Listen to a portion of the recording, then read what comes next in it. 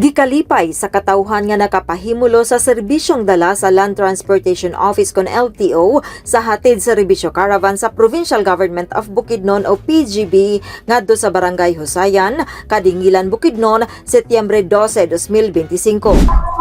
Nalipay kay para sa magbibiyahe tag highway dili na ta angay backlog. Kay nanay plaka.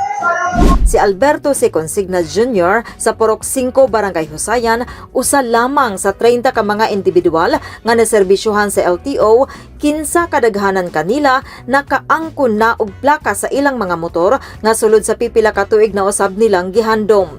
Gipasabot ni Mr. Nelvin A. Rosel sa LTO Kibawi District Office nga maghatag sila sa plaka kadtong green plate og 7 characters gikan sa tuig 2017 paubos og 2019 hangtod 2021 hulip sa pagpresenta sa ilang ORCR ug ang valid ID. Maghatag mi aning plaka katulang green plate o katong 7 characters 2017 paubos mo mong matagana ni og 2019 to 2021 sigun sa nga region pwede may matag basta kay wala pa natagaan sa lain region.